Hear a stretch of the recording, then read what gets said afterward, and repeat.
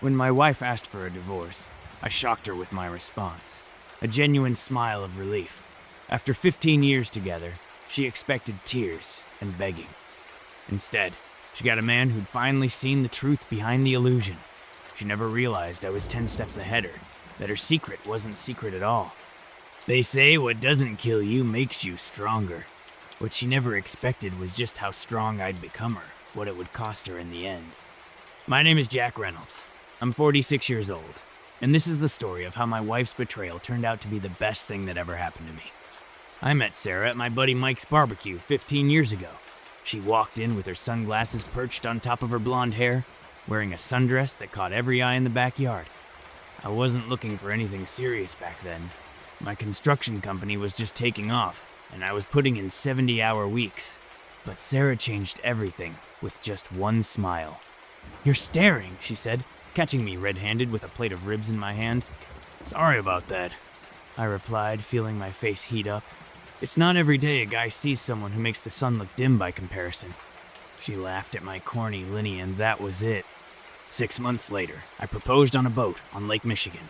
1 year after that, we bought our house in Oakwood Heights, a beautiful colonial with a yard big enough for the kids we planned to have. The early years were everything I dreamed of. Sarah supported me as I grew my business, celebrating every contract I landed like we'd won the lottery. When I had to work late, she'd bring dinner to the office. When I was stressed, she knew exactly when to talk and when to just be there. I thought we were solid. Kids never came along medical issues, the doctor said, but we made peace with it. I focused on building us financial security instead. By our 10th anniversary, Reynolds Construction had 30 employees and projects across 3 states.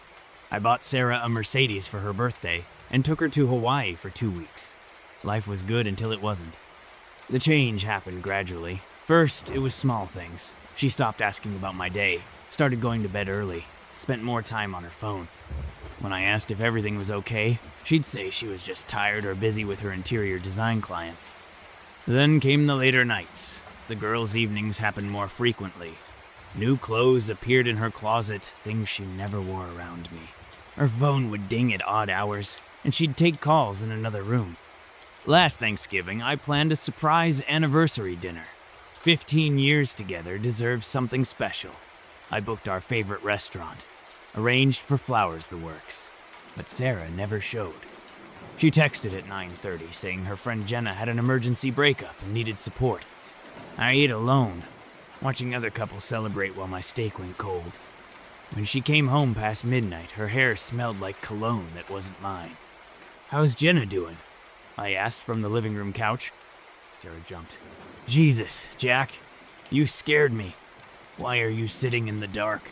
Waiting for my wife to come home from our anniversary dinner. She froze for a moment, then her hand went to her mouth. "Oh my God, that was tonight. I completely forgot." The look on her face wasn't guilt, it was annoyance at being caught. That was the moment I should have known. But I swallowed my pride, accepted her hollow apology, and went to bed alone. I was building our dream life while she was building an exit strategy. I'd been working 14-hour days on a major waterfront development project when I found the receipt. It was tucked in our laundry room, fallen from Sarah's coat pocket, a hotel bill from the lakeside resort just 2 towns over. The date was last Tuesday, when she told me she was at her sister's place in Milwaukee. My stomach clenched, but I kept my cool. 20 years of running construction sites teaches you to think before you act. I slipped the receipt into my wallet and said nothing. That weekend, I got up at dawn and drove to my fishing cabin at Crystal Lake, a place I'd built with my own hands before I met Sarah. The solitude of the water had always cleared my head. I cast my line and let the quiet sink in, remembering my father's words when I started my business. "Son, a man who doesn't control his emotions will never control his life." By Sunday night, I made my decision. No confrontation, no desperate pleas. I would let this play out while protecting what I'd built. First thing Monday, I called my attorney. "Frank, I need to review my assets quietly." "Everything okay, Jack?" he asked. "Just being strategic," I replied. That evening, Sarah was uncharacteristically home early, perched nervously on our kitchen bar stool when I walked in. "We need to talk," she said, twisting her wedding ring. I grabbed a beer from the fridge, popped the cap against the counter edge. So talk.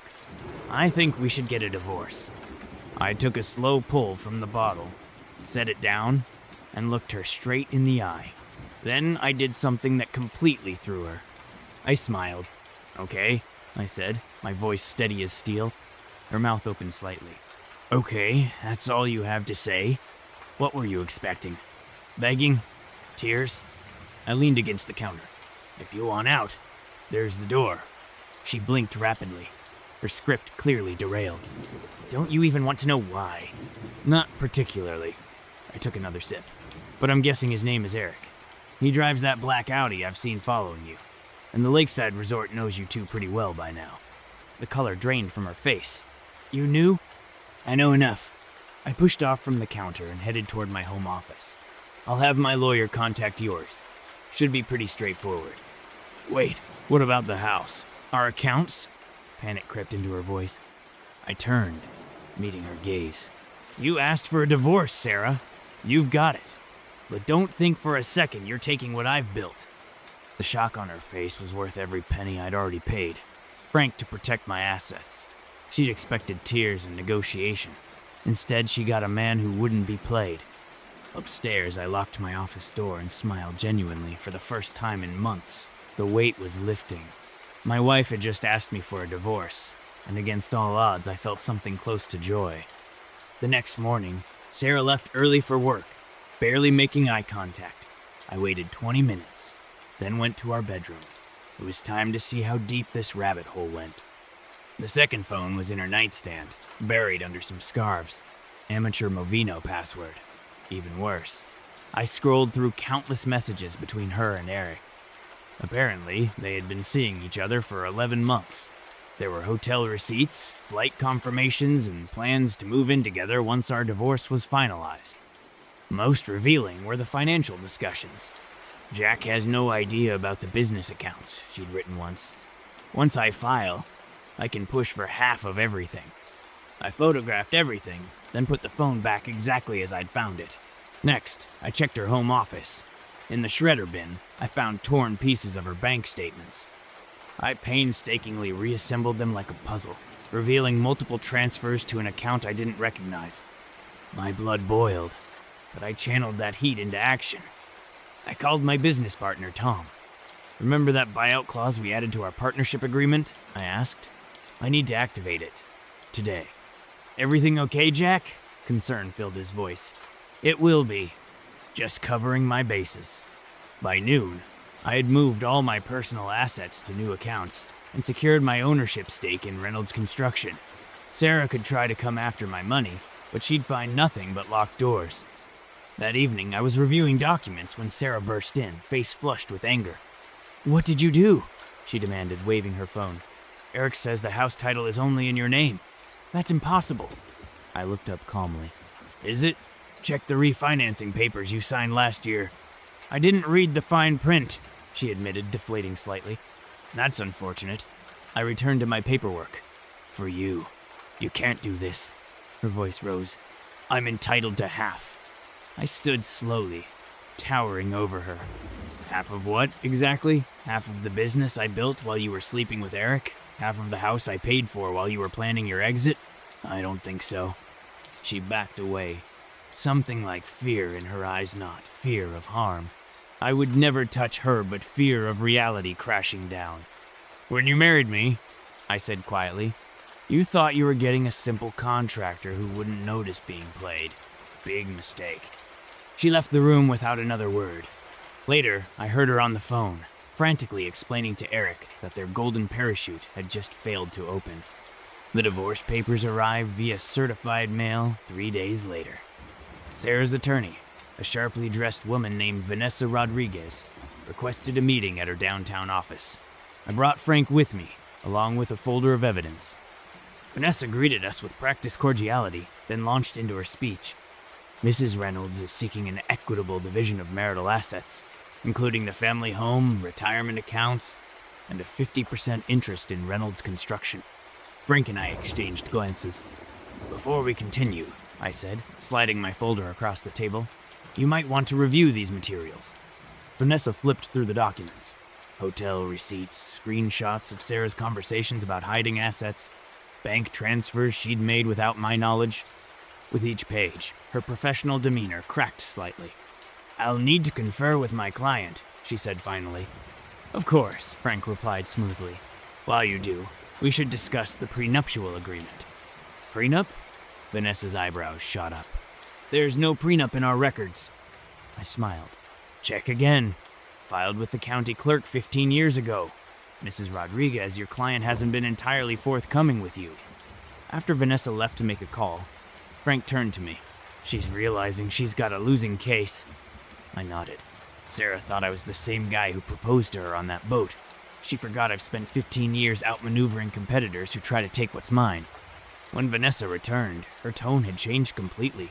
"My client is open to discussing a more conservative settlement." "Conservative isn't a word I'd use," I replied. "Your client committed financial fraud, engaged in adultery documented in ways that would humiliate her if made public, and breached her fiduciary duty as my spouse." Vanessa paled slightly. "What are you proposing?" "Sarah walks away with her personal belongings, her car, and a one-time payment of $50,000.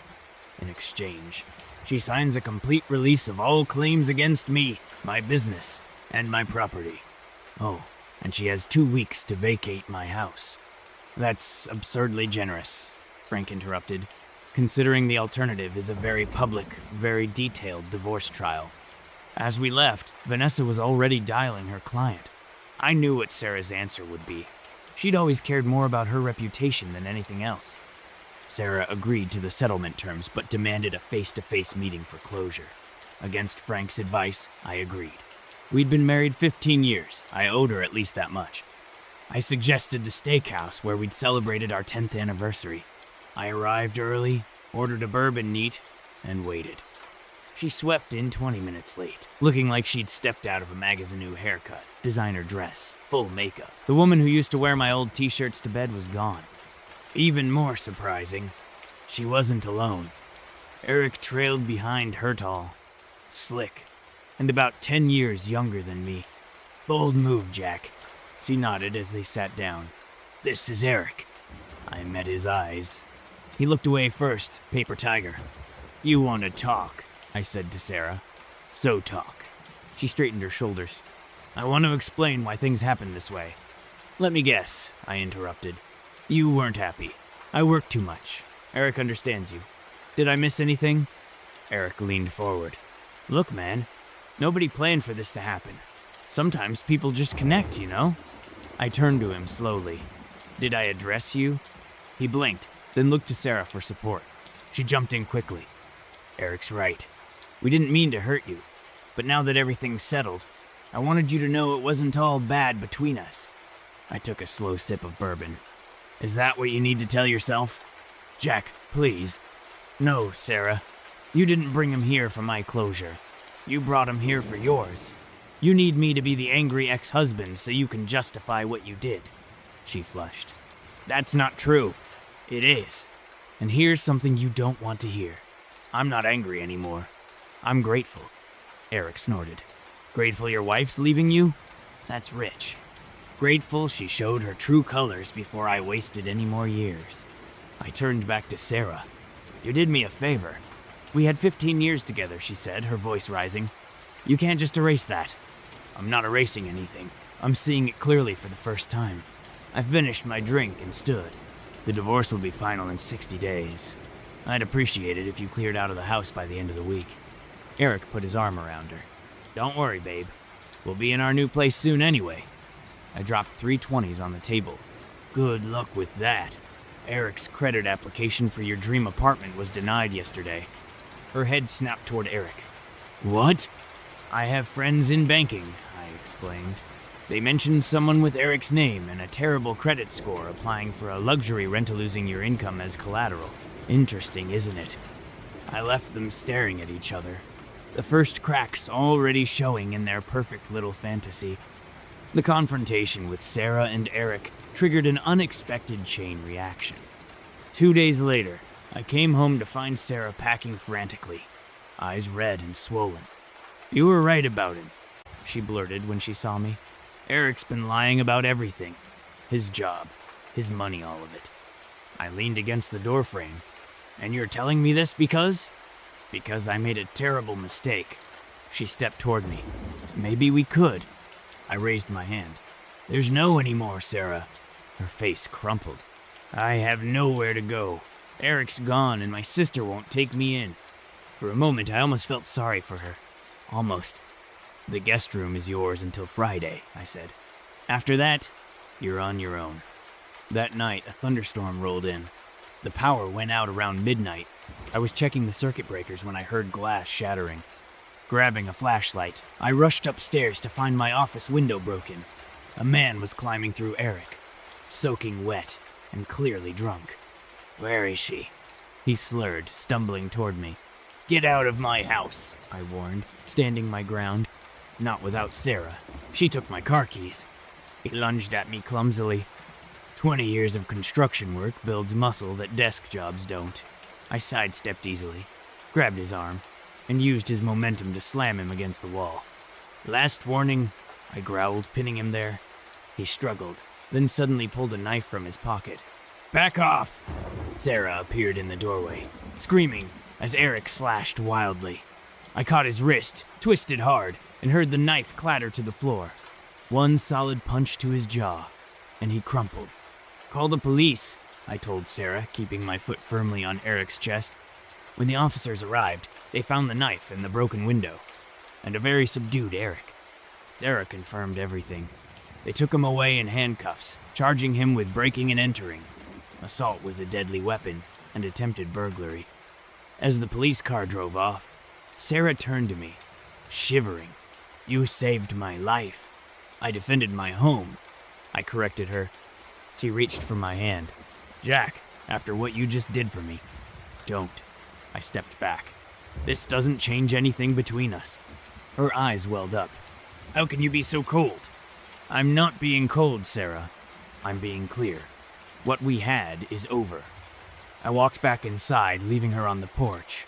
The storm had passed, but the damage was done to the window, to our marriage, to any lingering feelings I might have had. Some things, once broken, can never be fixed. The police report about Eric's break-in hit the local news cycle. I hadn't expected that. Pine Ridge was a small enough town that a drunken ex-boyfriend with a knife made for exciting gossip. By Thursday, my phone was buzzing with concerned calls from neighbors and business associates. Jack Reynolds, the guy who fought off an intruder barehanded, Tom teased when I walked into our offices. You're practically a local legend now. I brushed it off. Just doing what anyone would do. Not everyone, Tom countered. Most would have run or gotten hurt. Speaking of which, how's the hand? I flexed my right hand, bruised from connecting with Eric's jaw. Functional. After my morning meetings, I drove to the house to check on the new security system I'd ordered motion sensors, cameras at every entry point, and reinforced windows. The security technician was finishing up when Sarah arrived, looking uncomfortable. You're really going all out, she commented, watching a man install a keypad by the front door. Recent events made it necessary, I replied coolly. After the technician left, Sarah lingered in the kitchen, fidgeting with her purse strap. Jack, about what happened with Eric. It's handled. He could have killed you, but he didn't. I entered the new security code, testing the system. Your things packed? She nodded, eyes downcast. I found an apartment downtown. Month-to-month lease until I figure things out. Smart. She stepped closer. You saved me from him, after everything I did to you. Why? I looked at her, really looked at her for the first time in months. The woman I'd married was still in there somewhere, beneath the selfish choices and betrayal. I didn't do it for you, I said finally. I did it because it's who I am. Eric was in my home, threatening people with a knife. There was only one way that was going to end. The police said if you hadn't subdued him... Sarah, I cut her off. We're done. We were done the moment you decided our marriage wasn't worth fighting for. What happened with Eric doesn't change that. She wiped away a tear. I made the biggest mistake of my life, didn't I? I didn't answer directly. Your move-out time is noon tomorrow. I won't be here. Leave your keys on the counter. As she turned to go, I added, and Sarah, Change your phone number. Block Eric on everything. Men like that don't just disappear. She paused at the door. You still care. I care about doing the right thing. Don't confuse that with wanting you back. After she left, I walked through the empty house. For the first time since this all began, the silence felt peaceful rather than accusing. This house had been our dream once. Now, it would be the foundation for whatever I decided to build next alone, but on my own terms. 3 months after Sarah moved out, Pine Ridge Construction landed its biggest contract yet, a new community center downtown. The mayor made a big show of the groundbreaking ceremony, with local press and business leaders in attendance. This represents a new chapter for our town, Mayor Wilson announced, handing me the ceremonial shovel. As cameras flashed, I caught sight of a familiar face in the crowd, Sarah, standing near the back, wearing a department store pantsuit, a far cry from her designer wardrobe just months ago. Our eyes met briefly before she looked away. Later that evening, I was reviewing blueprints in my office when Tom knocked on my door. Got a minute? There's someone here to see you. To my surprise, Lisa Chin walked in, the architect I'd hired for the community center project, and coincidentally, the first woman who'd caught my interest since the divorce. Lisa, didn't expect to see you tonight. She smiled, setting a folder on my desk. Thought you might want to see these concept sketches sooner rather than later. We spent an hour going over her designs, our conversation flowing effortlessly from professional to personal. When she mentioned grabbing dinner, I found myself accepting without hesitation. At Giovanni's, we claimed a corner booth, talking and laughing over pasta and wine. It felt good normal in a way nothing had for months. So, Lisa said, twirling her linguine, rumor has it you're Pine Ridge's most eligible bachelor. Should I be intimidated? I chuckled. Hardly. Just a guy rebuilding after a rough patch. I heard about what happened. Small town, she added apologetically. For what it's worth, I think you handled it with grace. Grace wasn't my first instinct, I admitted. But somewhere along the way, I realized letting anger drive wouldn't get me where I wanted to go. And where's that? She asked. I considered the question. Forward. Just forward. After dinner, as we stepped onto the sidewalk, Sarah emerged from a nearby shop. She froze when she saw us, her eyes darting between me and Lisa. For a moment, nobody moved. Then Sarah straightened her shoulders, nodded politely, and continued walking.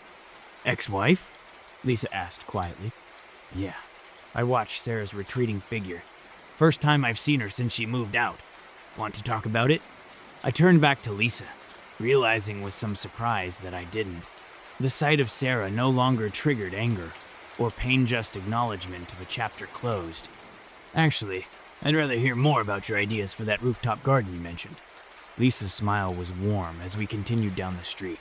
Behind us, I sensed Sarah witnessing a man who hadn't just survived her betrayal but had used it as a stepping stone to something better. 8 months after our divorce was finalized, I was supervising foundation work on the community center when my phone buzzed with a text from an unknown number. Need to talk to you. Important. Please, Sarah. I nearly deleted it, but something made me hesitate. After a moment's consideration, I texted back. I'm at the construction site downtown until 6. At 5:45, Sarah's sedan pulled into the temporary parking area. She looked different, her designer clothes replaced by simple jeans and a sweater, her previously highlighted hair now its natural brown. The expensive jewelry was gone, too. Thanks for seeing me, she said, glancing around at the busy construction site. This is going to be impressive when it's done. Should be finished by next spring, I replied, keeping my tone neutral. What's so important? She took a deep breath. Eric's getting out on parole next week. My jaw tightened. He'd received 18 months for the break-in and assault charges, but apparently good behavior had shortened his sentence. His cousin works with me at the department store, she continued. He said Eric's been talking about settling scores when he gets out, specifically with you. Why tell me this? You could have called the police. Sarah looked down. I did.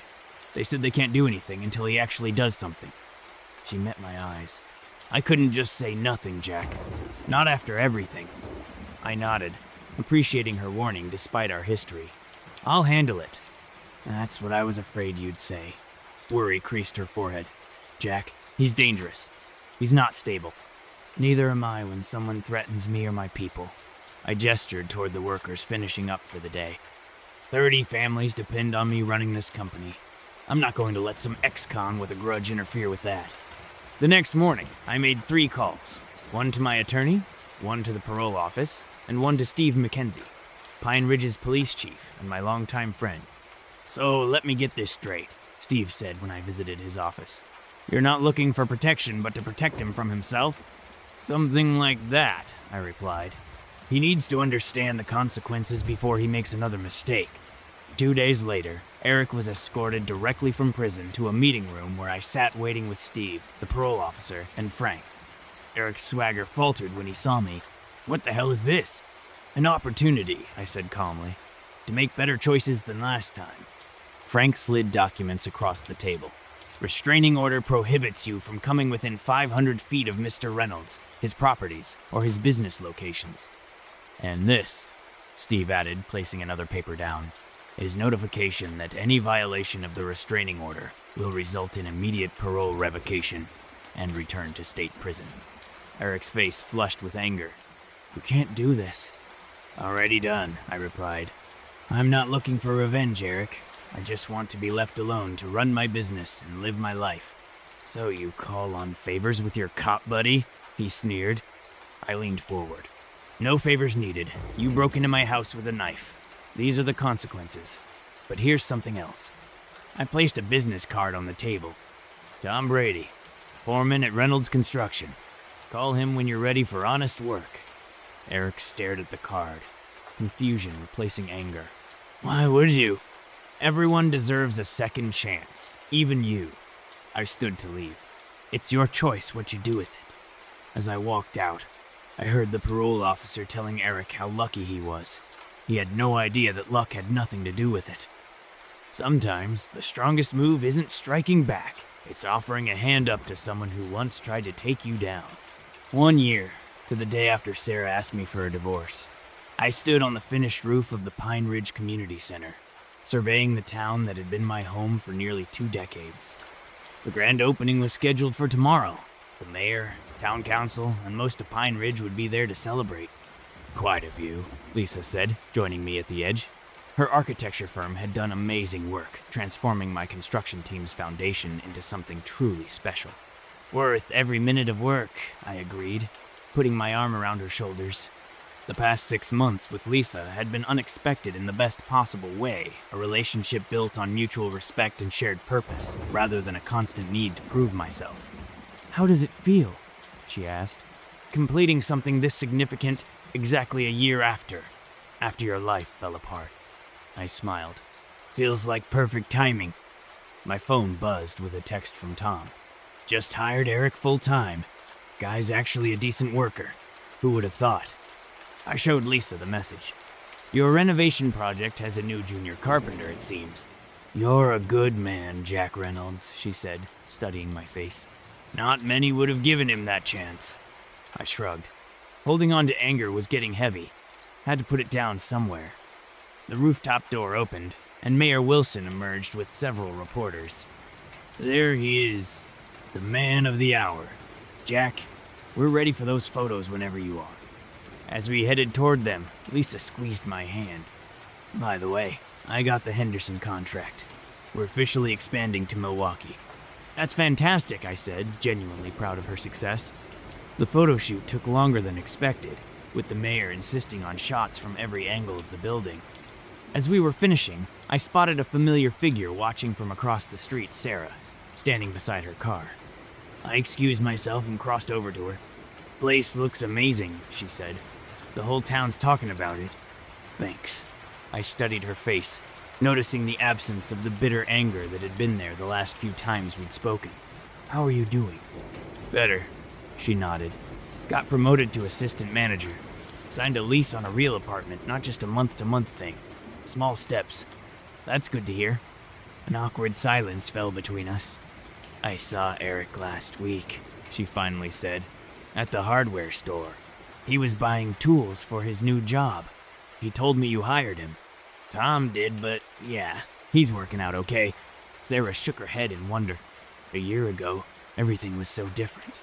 I thought I knew what would make me happy. I was so sure I deserved more than what we had. I didn't respond, but my silence prompted her to continue. I had everything and threw it away. You had everything taken from you and built something better. She smiled sadly. Guess it says something about both of us.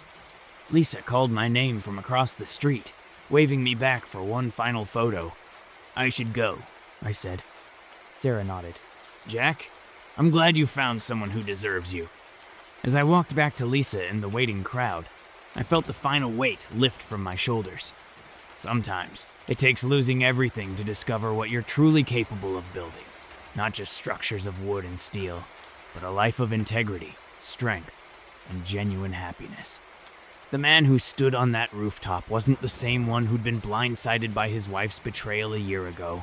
He was stronger, wiser, and finally, completely free.